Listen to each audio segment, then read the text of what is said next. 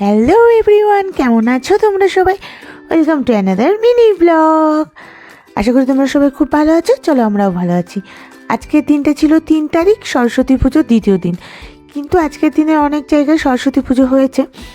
তো আমরা বেরিয়ে পড়েছিলাম একটু প্যান্ডেল হপিং করতে, আমাদের কৃষ্ণনগরে কী কী ঠাকুর হয়েছে না হয়েছে দেখার জন্য। আর বেরিয়ে তো অসাধারণ অসাধারণ প্যান্ডেল আর প্রতিমা দর্শন করে নিলাম।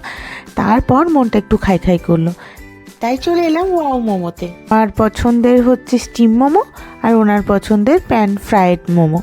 তো যাই হোক, আর ওদিকে অংশ খাচ্ছে বিস্কিট। তারপর খেয়ে দিয়ে চলে এলাম আবার প্রতিমা দর্শন করতে। আর এখানের প্রতিমাগুলো তো অসাধারণ থেকে অসাধারণ দেখতে। আর এটা ছিল সব থেকে বড় প্রতিমা। আমাকে যেটা দীপ বললো, চলো তোমাদের সাথে একবার দেখিয়ে দিই। এই যে কি সুন্দর দেখতে, প্রত্যেকটা ঠাকুর ডাকের সাজে আর অসাধারণ দেখতে। তো যাই হোক, তোমাদের কেমন লাগছে কিন্তু অবশ্যই জানিও, হ্যাঁ। আর তারপর আবার রাস্তা দিয়ে চলে যাচ্ছি অন্য একটা প্রতিমা দর্শন করব বলে। আর কৃষ্ণনগর তো আলোয় আলোয় সেজেই উঠেছে। চলো তোমাদের আরেকটা প্যান্ডেলে নিয়ে যাই। এটাও কিন্তু খুব সুন্দর ছিল, ভেতরটাও খুব সুন্দর সাজানো গোছানো ছিল। তোমাদের কেমন লাগছে অবশ্যই জানিও। আর সারাক্ষণ এই প্যান্ডেলে গান ভূতের রাজা দিল বর, ওই গানটা বেজে চলেছে, সেই থিমেই প্যান্ডেলটা হয়েছে। তো চলো আবার চলে যাচ্ছি অন্য একটা প্যান্ডেলের দিকে।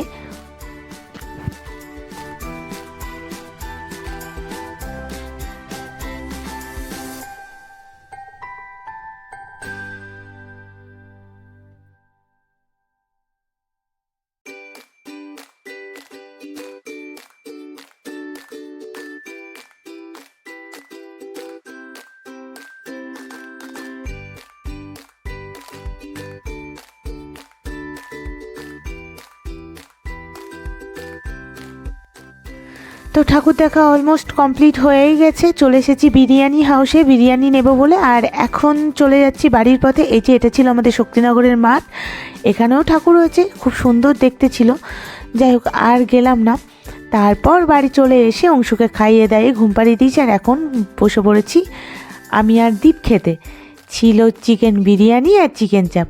চলো আমি ততক্ষণে খেতে থাকি, আর তোমাদের ততক্ষণ ভিডিওটা ভালো লেগে থাকলে অবশ্যই লাইক কমেন্ট শেয়ার সাবস্ক্রাইব করতে ভুলবে না। টাটা।